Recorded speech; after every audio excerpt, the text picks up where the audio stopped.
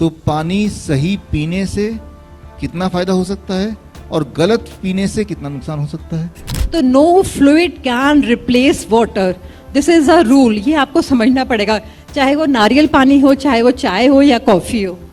एक ये auto immune disease में भी ये थेरेपी बहुत वंडरफुल काम करती है।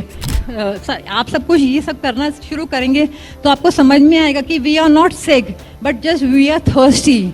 We don't need much of doctors. We just need to correct our water. We need more of structured water. Water is not a only water, it is a medicine also, अगर उसे ठीक से इस्तेमाल किया जाए। मैं ये गारंटी से बोलती हूँ, अगर किसी को भी अस्थमा का अटैक पड़े और वो अपनी जीभ पर 1/4 चम्मच नमक रखे और 2-3 ग्लास पानी पी जाए तो उसको कोई इनहेलर की जरूरत ही नहीं पड़ेगी।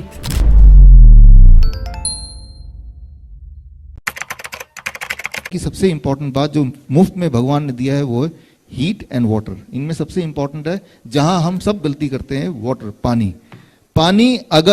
पानी अगर में बैठने से ही इतना फायदा हो सकता है तो पानी सही पीने से कितना फायदा हो सकता है और गलत पीने से कितना नुकसान हो सकता है। तो इसके जो एक्सपर्ट हैं डॉक्टर नमिता, तो आगे मैं उनको दूंगा। तो ये वाटर कैसे आज के बाद आपको इस्तेमाल करना है, ये आपको बहुत ही ध्यान सुनना है और मैं उम्मीद करता हूँ ना केवल आप सुनेंगे, इसको अपनाएंगे अपने आप के लिए, और जब आपको फायदा दिखेगा तो आप अपने आसपास को जरूर बताएंगे। इस उम्मीद के साथ doctor Namita please come on the stage. And तो आज की जो ये थेरेपी है, अगर आपने ये समझ ली, इसमें ना कोई कॉस्ट है and it's a magical therapy. सभी बीमारियों का सिर्फ एक ही इलाज है। तो मैं बोलती हूँ कि कोरोना आता है, वैक्सीन आती है, सेकेंड डोज कोरोना म्यूटेट होता है, सेकेंड डोज ऑफ वैक्सीन आती है, डेल्टा वेरिएंट नॉक करता है तो बूस्टर डोज आती है। ये चल क्या रहा है हम लोगों की जिंदगी में? कभी आपने सोचा है कि जिंदगी भर क्या बंकर में छिपकर बैठे रहेंगे? मिडिल एजेस में भी अगर कोई बीमारी होती थी तो सब लोग भूत प्रेत या डेमंस को ब्लेम करते थे, और आजकल किसी को हल्का सा भी फीवर आता है तो फट से वो लैब की तरफ भागता है कि ब्लड टेस्ट करा के देखते हैं कौन सा फंगल इन्फेक्शन है, बैक्टीरियल इन्फेक्शन है, या फिर कोई हवा में नया वायरस आया है। अरे ये तो खुद से खुद की लड़ाई है, ये सारा इम्यूनिटी का लोचा है, इसमें बाहर वाले का कोई भी रोल नहीं है। क्या आप अपने शरीर की ताकत को जानते हैं? इस दुनिया में 7 बिलियन लोग हैं और आपके इस छोटे से शरीर में 80 बिलियन सेल्स हैं जो एक स्किन से कवर्ड हैं। अगर ये सारे सेल्स हार्मनी में काम करें तो कोई भी आपको सुपरमैन या सुपर वीमेन से बनने से नहीं रोक सकता। मगर आज तो आप एक मच्छर से भी डरते हैं। क्यों? क्योंकि हमारा सारा फोकस आउटर ब्यूटी पर है, ब्रांडेड क्लोथ्स, रिच कार्स, और अंदर से हमारा शरीर बीमार होता जा रहा है। तो अगर मैं अभी ये बोलूं कि ये कॉन्फ्रेंस आदिवासी स्टाइल में रखो बिना कपड़ों के, तो सारा सबका कॉन्फिडेंस फुस हो जाएगा। तो जब एक स्पर्म और ओवा दोनों मिलकर एक नन्ही सी जिंदगी की शुरुआत करते हैं माँ के पेट में, तो ये नन्हा बच्चा 96% पानी का बना होता है, और जिस एमनियोटिक फ्लूइड में ये 9 महीने तैरता है उस एमनियोटिक फ्लूइड की कंसिस्टेंसी बिल्कुल सी वाटर जैसी होती है। जब ये बच्चा पैदा होता है तो ये 80% पानी का होता है, एडल्टहुड में 70% पानी का होता है नेक्स्ट, और जब हम लोग मरने लगते हैं ओल्ड एज में तो ये 50% पानी का होता है। तो आखिर ये पानी कम क्यों होता जा रहा है? हमको थोड़ा इसके बारे में और समझना पड़ेगा। तो यूनिवर्स के कुछ लॉज हैं, as outside so inside, as above so below. तो अंदर के पानी को समझने के लिए हम इसके बाहर के पानी को देखते हैं। अगर आप बाहर देखते हैं तो पानी ओशन, रिवर, लेक्स की तरह होता है। इसी तरह से हमारे शरीर के अंदर भी जो सेल्स के अंदर का पानी है उसकी कंसिस्टेंसी बिल्कुल रिवर के पानी जैसी है, और जो हमारे सेल्स के बीच का पानी है या जो हमारा सेरिब्रोस्पाइनल फ्लूइड है जिसमें हमारा नर्वस सिस्टम काम करता है, उसकी कंसिस्टेंसी बिल्कुल ओशन के पानी की जैसी होती है। और हमारी बॉडी में कुछ रुका हुआ पानी है, उसको हम पॉन्ड का पानी कह सकते हैं। उसी में धीरे धीरे काई जमने लगती है और बदबू आने लगती है, और यही है सारा डिजीज का राज, उसी को हम लोग डिजीज बोलते हैं। तो हम देखते हैं कि किस तरह से हम अपने पानी को ठीक कर सकते हैं, तो हम अपनी डिजीज को भी ठीक कर सकते हैं। नेक्स्ट, तो हमारे शरीर में जो मसल्स होती हैं वो 75% पानी की बनी है, ब्रेन हमारा 85% पानी का बना है, ब्लड 82%, हमारे लंग्स जो हैं वो 90% पानी के बने हैं, और इवन हमारी जो बोन्स हैं वो भी 28% पानी की बनी है। तो अगर हम हमारी बॉडी के फिजियोलॉजिकल प्रोसेसेस को करने के लिए, जैसे कि हमारा बॉडी में यूरिन बनता है, पसीना आता है, खाना डाइजेस्ट होता है, एक्सपिरेशन में भी, रेस्पिरेशन में हम लोगों का 1 से 1.5 लीटर पानी डेली निकल जाता है। तो अगर कोई पूछता है कि हमें दिन में कितना पानी पीना चाहिए, तो अगर हमारे फिजियोलॉजिकल प्रोसेस में 2 से 2.5 लीटर पानी डेली बेसिस पर निकलता है, तो मिनिमम टू मिनिमम हमें 2 से 2.5 लीटर तो पानी पीना ही पड़ेगा।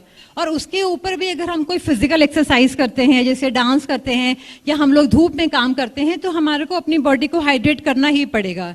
बट अगर हमारा बॉडी में वाटर की क्राइसिस होती है, तो हमारी बॉडी में, इसको हम बोलते हैं डिहाइड्रेशन।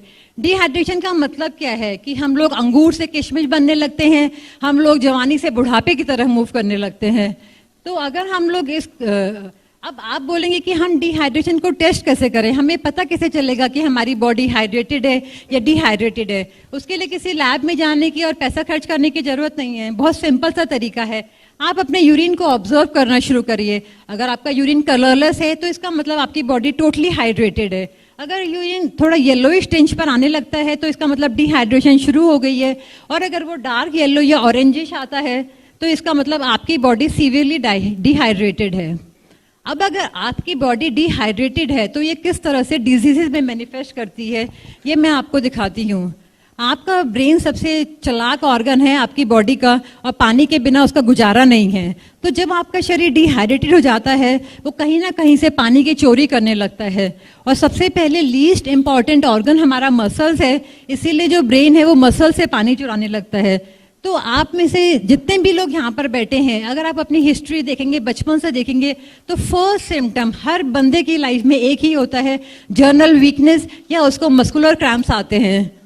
और अगर हम लोग अब समझते नहीं है कि हमको वीकनेस हो रही है, क्योंकि हर एक की बेड साइड पे कॉम्बीफ्लैम का पत्ता बचपन से ही रखा रहता है, जैसे ही मस्कुलर पेन होता है फट से एक एनाल्जेसिक पॉपअप कर लेते हैं। सेकेंड, जब अभी भी हमारे ब्रेन को पानी की जरूरत पड़ती है, मसल से वो और पानी खींच नहीं सकता है, तो सेकेंड ऑर्गन आता है स्टमक। क्योंकि हमारी डाइजेशन में बहुत ज़्यादा पानी यूज होता है, तो हमारा जो ब्रेन है वो स्टमक को कम पानी सप्लाई करना शुरू कर देता है। तो इसीलिए हमारा खाना ढंग से डाइजेस्ट नहीं हो पाता और हमें एसिडिटी होने लगती है। जब यही गैस हमारे ब्रेन में चढ़ती है, हम इसको माइग्रेन का नाम देते हैं।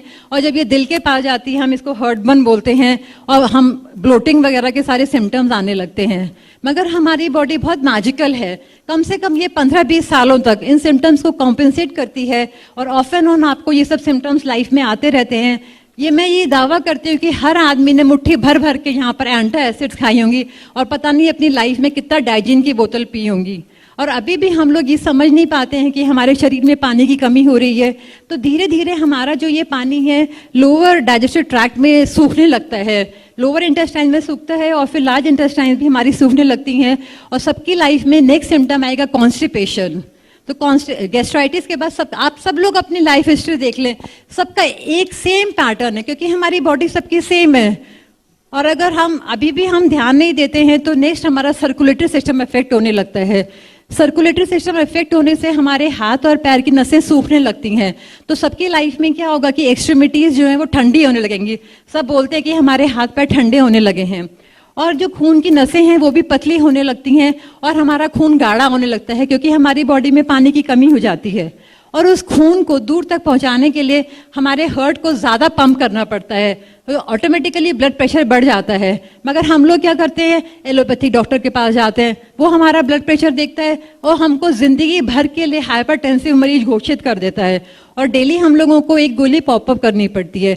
अब होता क्या है कि हार्ट को प्रेशर ज़्यादा लगाना पड़ता है, क्योंकि हमारे सब ऑर्गन्स को ब्लड सप्लाई करना पड़ता है। और जैसे ही वो दवाई खाता है, ऊपर से आप दूसरी दवाई खा लेते हैं, तो हमारी जो बॉडी है वो टोटली कंफ्यूज हो जाती है कि ये चल क्या रहा है। और एक मैं और बताती हूँ कि एलोपैथी में हम लोग बोलते हैं कि जो हाइपरटेंशन का रीज़न है वो इडियोपैथिक है। इडियोपैथिक मतलब विदाउट एनी रीज़न। तो उनको तो कोई रीज़न ही नहीं पता है एलोपैथिक डॉक्टर को। वो बोलते हैं कि ब्लड प्रेशर बढ़ रहा है, but they don't know the reason कि ब्लड प्रेशर क्यों बढ़ रहा है। अभी भी हम लोग समझ नहीं पाते हैं। तो सर्कुलेटरी सिस्टम के बाद हमारा नेक्स्ट होता है रेस्पिरेटरी ऑर्गन, हमारा इफेक्ट होना शुरू होता है, क्योंकि रेस्पिरेशन में हमारी एक्सेल्ड एयर में बहुत ज़्यादा वाटर का लॉस होता है। तो नेक्स्ट सिम्टम आता है रेस्पिरेटरी ट्रैक्ट में। अब क्या होता है कि एल्वियोलाई से हमारा एयर एक्सचेंज होता है, तो ब्रेन बोलता है भाई कम एक्सचेंज करो, इतना सरफेस एरिया इसका कम करो, तो हमारे लंग्स में म्यूकस सेक्रेट होने लगता है, तो हमको ब्रेथलेसनेस हो जाती है। मैं ये गारंटी से बोलती हूँ, अगर किसी को भी अस्थमा का अटैक पड़े और वो अपनी जीभ पर 1/4 चम्मच नमक रखे और 2-3 ग्लास पानी पी जाए तो उसको कोई इनहेलर की जरूरत ही नहीं पड़ेगी। अब अगर रेस्पिरेटरी सिस्टम में भी हमारा ब्रेथलेसनेस वगैरह सब सिम्टम्स शुरू हो जाते हैं और दवाई खाने की और डॉक्टर्स के पास जाने की तो हमें आदत है, तो हम चले ही जाते हैं। इसके बाद नेक्स्ट सिम्टम हमारा क्या इफेक्ट होता है, अभी क्या है ना कि ब्लड प्रेशर आपका बढ़ गया तो एलोपैथी डॉक्टर आपको बोलेगा सॉल्ट इंटेक बंद कर दो। सॉल्ट इंटेक बंद कर दिया, उससे क्या हुआ कि सेल के अंदर का पानी रिवर जैसा है, सेल के बाहर का पानी ओशन जैसा है, दोनों पानी मिल गए, ऑस्मोटिक प्रोसेस जो है बॉडी का सारा खत्म हो गया, तो जो हमारा पानी है वो टिश्यूज में सीपने लगता है। तो नेक्स्ट प्रॉब्लम हमारे पेशेंट्स की आती है कि उनके पैरों में स्वेलिंग हो जाती है, उनके लोअर एब्डोमेन में स्वेलिंग हो जाती है तो उसको वो एसाइटिस का नाम देते हैं, और जब उनके चेस्ट में स्वेलिंग होती है तो उसको वो प्लूरल एफ्यूजन का नाम देते हैं। अब क्या होता है कि हमारी बॉडी का पीएच गिरने लगता है, धीरे धीरे पीएच हमारी बॉडी का एसिडिक होने लगता है। तो जब बॉडी का पीएच एसिडिक होता है तो बेसिकली सेल्यूलर लेवल पे सोडियम अंदर होता है, पोटेशियम बाहर होता है और इनका एक्सचेंज होता है। अब आदमी को सॉल्ट खाने के लिए तो मना ही कर दिया गया है, तो उसका पोटेशियम लेवल बहुत ज़्यादा राइज करने लगता है क्योंकि वो सोडियम को ढूंढता है एक्सचेंज के लिए। और जो हमारे डायलिसिस के पेशेंट हैं उनका जैसे ही पोटेशियम लेवल बढ़ता है वो लोग पोटेशियम बाइंडर्स लेने लगते हैं और डायलिसिस की तरफ एक कदम और बढ़ा देते हैं। और मैं ये भी बोलना चाहती हूँ कि जब एसिडिक मीडियम हो जाता है तो माइक्रोब्स के लिए वो ब्रीडिंग ग्राउंड होता है, तो इस समय हमारी बॉडी में सेकेंडरी इन्फेक्शंस आने के बहुत ज़्यादा चांसेस होते हैं। लास्ट ऑर्गन हमारा होता है ब्रेन। अब जब ब्रेन भी अपने हथियार डाल देता है, क्योंकि बॉडी में तो बहुत ही कम पानी हो गया है, तो उसमें क्या होता है कि अब सबसे बड़ा मॉन्स्टर आता है एंजाइटी और डिप्रेशन का, और हमारी नर्वस डिजीजेज आती हैं जैसे अल्जाइमर, पार्किंसोनिज्म। अरे हम डॉक्टर होके ये नाम नहीं बोल पाते, आम आदमी तो क्या बोलेगा, लेकिन इतनी बड़ी बड़ी डिजीजेस का नाम देते हैं और आदमी को डरा के रख देते हैं। एक बहुत बड़ा मिथ है, सब लोग सोचते हैं कि हम लोग जो नारियल पानी पीते हैं, चाय पीते हैं, कॉफ़ी पीते हैं, वो हमारी वाटर की रिक्वायरमेंट्स को फुलफिल कर देता है, क्योंकि प्लेन वाटर कोई पीना नहीं चाहता क्योंकि वो एक तो टेस्टी नहीं लगता है लोगों को, वो कुछ ना कुछ उसमें डालते रहते हैं। बट जितना भी हम लोग इस तरह के लिक्विड्स पीते हैं उनको खुद डाइजेशन के लिए वाटर की जरूरत पड़ती है, तो no fluid can replace water, this is a rule, ये आपको समझना पड़ेगा, चाहे वो नारियल पानी हो, चाहे वो चाय हो या कॉफ़ी हो।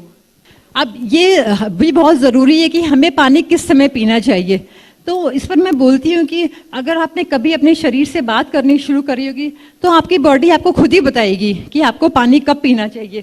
लेकिन फिर भी क्योंकि जब आप रात को सो जाते हैं तो आपकी बॉडी में रिपेयर एंड मेंटेनेंस चलती है और दिन भर की टूट फूट को वो रिपेयर करता है, तो उसको बहुत ज़्यादा पानी की ज़रूरत पड़ती है। तो सुबह सुबह उठकर कम से कम 2-3 ग्लास पानी तो पीना ही चाहिए अपनी बॉडी की धुलाई और सफाई करने के लिए। और फिर खाना खाने से आधा घंटा पहले पानी पीना चाहिए और खाना खाने के 2 घंटे बाद पानी पीना चाहिए, क्योंकि अगर आप खाना खा पानी पियेंगे तो बहुत सिंपल सा रीज़न है, जब आपका खाना पेट में जाता है तो अग्नि तत्व सक्रिएट होता है और आप उसको बुझा देते हो पानी पी पी के, तो खाना कहाँ से डाइजेस्ट होगा, फिर आप कहते हो कि हम बीमार हो गए, हम बीमार हो गए। तो पानी कौन सा पीना चाहिए, ये भी बहुत सवाल है कि बहुत सारे पानी होते हैं। देखिए पानी आज तक हमने सुना है कि सॉलिड, लिक्विड और गैसियस होते हैं, बट एक और स्टेज है पानी की जो सॉलिड और लिक्विड के बीच में आती है, जिसकी कंसिस्टेंसी जेल लाइक होती है और उसको स्ट्रक्चर्ड वाटर बोला जाता है। स्ट्रक्चर्ड वाटर का मतलब है कि ऑर्गेनाइज्ड वाटर विदाउट माइक्रोब्स। अब ये स्ट्रक्चर्ड वाटर बनाने के लिए हम लोगों को रॉ मटेरियल कौन सा लेना चाहिए, या तो आरओ का पानी है या एक्वागार्ड का पानी है, बोरवेल का पानी है, नल का पानी है। मगर एक पानी का टीडीएस होता है, total dissolve solids. Total dissolve solids हमेशा 100 से 300 के रेंज में होने चाहिए। अगर आप आरओ का पानी का कभी टीडीएस चेक करेंगे, कभी वो 10 भी नहीं होता, वो तो उसमें से सब कुछ ही निकाल लेते हैं। और अगर आप बोरवेल के पानी का टीडीएस चेक करेंगे तो वो 800 तक चला जाता है। तो अगर आप रेगुलर बेसिस पे आरओ का या फिर बोरवेल का पानी पीते रहेंगे तो आपका ऑस्मोटिक सिस्टम ठप हो जाएगा और धीरे धीरे आपकी बॉडी कोलैप्स कर जाएगी। अब बात यह है कि नल का पानी, नल के पानी में क्या प्रॉब्लम है कि एक तो वो क्लोरीनेटेड वाटर होता है, उसमें क्लोरीन की स्मेल होती है, और दूसरा वो इतना टेढ़ा मेढ़ा सड़े हुए ना पाइप्स लाइन से आता है तो उसका मॉलिक्यूलर स्ट्रक्चर बिल्कुल खराब हो जाता है। तो सबसे अच्छा ये है कि आप नल का पानी लें मगर उसको स्टैंडिंग वाटर बनाएं। कम से कम 24 घंटे नल के पानी को मटके में रखना चाहिए। अब स्टैंडिंग वाटर तो बन गया, अब उसको स्ट्रक्चर्ड वाटर कैसे बनाएं? तो स्ट्रक्चर्ड वाटर बनाने के लिए कॉपर प्लेट्स आती हैं। कॉपर या सिल्वर से आप लोग अपने पानी को स्ट्रक्चर्ड वाटर बना सकते हैं, क्योंकि कॉपर के आउटर शेल में फ्री इलेक्ट्रॉन्स होते हैं और कॉपर प्लेट जो होती है वो माइक्रोब्स को किल कर देती है। तो आपका स्टैंडिंग वाटर विदाउट माइक्रोब्स बन जाता है and that is the structured water. तो एक और मैं बताना चाहती हूँ, जो स्प्रिंग वाटर होता है वो स्ट्रक्चर्ड वाटर से भी अच्छा है, क्योंकि स्प्रिंग वाटर में स्ट्रक्चर्ड वाटर प्लस वाइटैलिटी है, मूवमेंट है। पानी में जब मूवमेंट होती है तभी उसमें एनर्जी आती है, और अगर पानी में मूवमेंट नहीं होती है तो पानी तो अच्छा है structure water, but without movement it will not give you the energy. तो उसके लिए एंशिएंट ट्रेडिशनल मेथड है, एक 3 पॉट मेथड।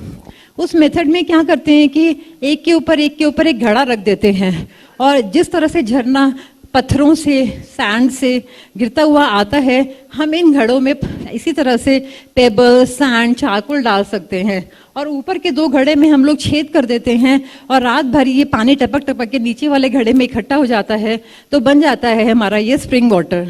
तो ये पहला वाला जो फोटो है उसमें दिखाया है कि किस तरह से आप ये मैं सैंपल के लिए लेके भी आई हूँ।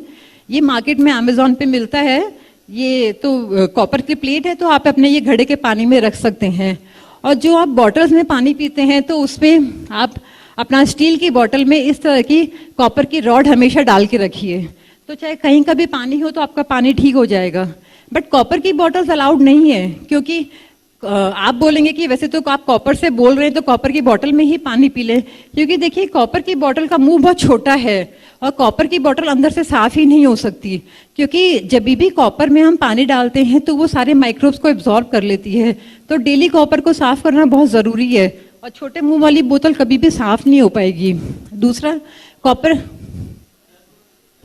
का लोटा आप यूज कर सकते हैं, बट मैं वही बता रही हूँ कि उसको डेली साफ करना बहुत जरूरी है, वो भी खट्टी चीजों से। खट्टी चीजें मतलब या तो आप उसको इमली से साफ करें, टैमरिंड से, और नहीं तो नमक और नींबू से। अगर आप, क्योंकि आजकल घर में कोई लेडी तो किचन में जाती नहीं है और सर्वेंट पर आप फेस कर नहीं सकते हैं, तो इसीलिए जिस चीज पर आप फेस नहीं कर सकते हैं तो आप रिस्क नहीं उठा सकते हैं। नेक्स्ट है कि प्लास्टिक की बॉटल्स। तो अभी सबका ब्लड टेस्ट करा गया तो उसमें देखा गया कि हर आदमी के ब्लड में प्लास्टिक के नैनो पार्टिकल्स हैं, और आपको ये समझना पड़ेगा कि जो प्लास्टिक है वो नॉन बायोडिग्रेडेबल है, और ये प्लास्टिक जाके हमारी इंटेस्टाइनल विलाइज में चिपक जाती है और धीरे धीरे हमारी इंटेस्टाइन्स का सरफेस एरिया एब्जॉर्प्शन जो है वो कम कर देती है। खादर वाली सर ने तो ये भी बोला है अपने लेक्चर में कि जिन लोगों के बाल उड़ जाते हैं उनके इंटेस्टाइन्स में सब जगह प्लास्टिक चिपका हुआ है। तो जब तक आप लोग फ्लश आउट नहीं करेंगे ये प्लास्टिक की बोतल पीते रहेंगे, और इसका पानी भी डेड है, इट्स अ डेड वाटर। पता नहीं कब से इसके अंदर रखा हुआ है, किस तरह से ये केमिकली ट्रीटेड है, ऊपर से इसमें प्लास्टिक है। तो प्लास्टिक इम्प्योरिटीज के लिए ये भी डॉक्टर खादरवाली का ही नुस्खा है। उन्होंने बहुत अच्छा बताया है कि आप मोरिंगा के सीड्स यूज कर सकते हैं। 10 लीटर पानी में आप 50 से 100 ग्राम मोरिंगा के सीड्स को पीस कर चूरा कर अगर उसमें डालेंगे तो वो सारी प्लास्टिक इम्प्योरिटीज एब्जॉर्ब कर लेता है। बट क्योंकि दुनिया तो लगी है ना हमें पागल बनाने में, हर चीज में उन्होंने जीएमओ निकाल दिया है। तो ये जो ऊपर वाले सीड्स हैं ये विद विंग्स हैं, ये हमारे देसी सीड्स हैं, मगर ये जो नीचे वाले हैं मार्केट में आपको नीचे वाले ही मिलेंगे, क्योंकि ये जीएमओ है, हाइब्रिड है। तो हाइब्रिड सीड्स किसी काम के नहीं होते। हमारा डीएनए किसी भी जीएमओ को रिकॉग्नाइज नहीं करता है, ये समझना बहुत जरूरी है। एक और है, सब लोग बोलते हैं अल्कलाइन वाटर पियो, अल्कलाइन वाटर पियो। तो क्या है ये अल्कलाइन वाटर? स्ट्रक्चर वाटर तो आपका बन ही गया। एक जग में स्ट्रक्चर वाटर रखो, उसमें एक दिन खीरा डाल दो, बन गया अल्कलाइन वाटर। एक दिन कोई और फ्रूट डाल दो, एक दिन कोई और फ्रूट डाल दो। मिक्स करने की जरूरत नहीं है, बॉडी कंफ्यूज हो जाती है। हमेशा एक ही चीज लेनी चाहिए एक टाइम पे आपको। किडनी पेशेंट, मैं सभी पेशेंट को, सिर्फ कोई भी बीमारी हो, मैं सिर्फ उनको I just give 6 glasses of river water and 1 glass of ocean water, that's it. वो अपना पूरा सब बीमारी का वो ट्रीटमेंट है। चाहे कैंसर भी है, मैं आपको बताना चाहती हूँ कि अपना सिर्फ आपको पानी को ध्यान रखना है, और ये ध्यान रखना है कि डेली ½ टेबलस्पून ऑफ सॉल्ट बहुत जरूरी है, क्योंकि आपका ओशन वाटर को मेंटेन करना बहुत जरूरी है, सेल्स का प्रेशर को मेंटेन करना बहुत जरूरी है, वरना ऑस्मोटिक सिस्टम आपका खराब हो जाएगा। तो जो मेरी वो किडनी की पेशेंट है, किडनी के पेशेंट को मैं बोलती हूँ ग्रेजुअली अपना वाटर आप बढ़ाना शुरू करो। तो अभी 1 हफ्ता पहले ही मैंने उसका पानी बढ़ाया तो उसका यूरिन आउटपुट भी बढ़ गया, उसकी जनरल कंडीशन भी अच्छी हो गई और उसका यूरिन येलो से कलरलेस हो गया। तो that was the achievement. Secondly एक हमारा पेशेंट है अंकुर, जिसकी हमने एक प्रेस कॉन्फ्रेंस करी थी, उसकी हमने डायलिसिस रिवर्स की है, उसके लिए अब डायलिसिस नहीं होती है, लेकिन उस पर भी मैंने वाटर थेरेपी ट्राई करी है। तो अभी उसने अपना अल्ट्रासाउंड कराया था, तो उसके अल्ट्रासाउंड में उसका किडनी का साइज भी बढ़ गया है। तो वाटर थेरेपी करने से किडनी का साइज भी बढ़ जाता है। एक पेशेंट है सिरोसिस लिवर फ्रॉम उड़ीसा, तो उसके साथ क्या था कि उसको 2-3 दिन से मेमोरी लॉस हो रहा था, कुछ याद ही नहीं आ रहा था। उसको मैंने बोला खाना पीना छोड़, सिर्फ अल्कलाइन वाटर ले ले, और 12 घंटे के अंदर अंदर उसका सारे सिम्टम्स गायब हो गए और उसको वो रिपीट भी नहीं हुए सिम्टम्स आज तक। 1 महीना हो गया इस बात को। ये ऑटो इम्यून डिजीज में भी ये थेरेपी बहुत वंडरफुल काम करती है। एक मेरी पेशेंट है तो उसको ऑटो इम्यून डिजीज थी, तो मेरे कहने से उसने 15 दिन के लिए वो अल्कलाइन डाइट पे चली गई, अल्कलाइन वाटर पर। तो 15 दिन उसका हस्बैंड बड़ा पैनिक कर रहा था, तो 15 दिन बाद उन लोगों ने टेस्ट कराया तो उनका ऑटो इम्यून डिजीज नेगेटिव आया। लेकिन मेरे को बिना बताए उन्होंने कंट्रास्ट सीटी करा लिया। कंट्रास्ट सीटी में भी ऑटो इम्यून डिजीज नेगेटिव आया, मगर कंट्रास्ट सीटी से क्या हुआ कि उसको सेकेंडरी इन्फेक्शंस लग गए और फिर उसको हाई ग्रेड फीवर आया। उसने डायग्नोज कराया, उसको टाइफाइड निकला और फिर वो आईसीयू में एडमिट हो गई और उसने बोला मैडम तो पता नहीं क्या, बस पानी पानी पिलाती रहती है, मार डाला हमें। तो इस तरह से जब तक कॉन्फिडेंस नहीं आता हम लोगों के साइंसेज में तो ट्रीटमेंट नहीं होता। इस पर मैं आपको बताना चाहूंगी कि अपनी बॉडी में कभी भी कोई भी कंट्रास्ट डलवाने की जरूरत नहीं है, कोई भी आइसोटोप डलवाने की जरूरत नहीं है, किसी भी सीटी स्कैन मशीन में बैठने की जरूरत नहीं है, किसी भी एमआरआई में बैठने की जरूरत नहीं है। रीजन क्या है ये नेक्स्ट लेक्चर में, क्योंकि ये आज का टॉपिक नहीं है। तो मैं थोड़ा सा ये सैंपल लेके आई हूँ, मैं आपको अल्कलाइन वाटर दिखाती हूँ किस तरह से बनाते हैं। तो ये 3 पॉट मेथड है, इसको आप ऐसे एक के ऊपर एक रखेंगे। 3 पॉट ही लेते हैं, एक एक्स्ट्रा ले लिया मैंने, सोचा रास्ते में टूट ना जाए। तो इसमें ये छेद कर लेंगे आप ऊपर वाले में और नीचे वाले में। और ये देखिए इस तरह के अलग अलग स्टोन्स और अलग अलग तरह के पेबल्स हैं, तो इनकी लेयर्स बिछानी है आपको, पहले पेबल्स की, उसके ऊपर सैंड की, इधर चारकोल की, इस तरह से अलग अलग लेयर्स बनाइए। और अगर प्रेफरेबली इसको अगर आप धूप में रखेंगे तो और भी बेटर है, क्योंकि धूप से भी स्ट्रक्चर्ड वाटर बनता है और जो आपका ये नीचे का पानी तैयार होगा ये स्प्रिंग वाटर तैयार हो जाएगा, and this is the best water. और ये मोरिंगा सीड्स हैं, ये जिसको देखते हैं वो देख सकता है, ये देसी मोरिंगा सीड्स हैं विद विंग्स वाले। तो आपको ये वाले सीड्स यूज करने हैं। तो अगर आप सब कुछ ये सब करना शुरू करेंगे तो आपको समझ में आएगा कि we are not sick but just we are thirsty. We don't need much of doctors, we just need to correct our water, we need more of structured water. Water is not a only water, it is medicine also. अगर उसे ठीक से इस्तेमाल किया जाए, hopefully आप इस्तेमाल करेंगे इसको।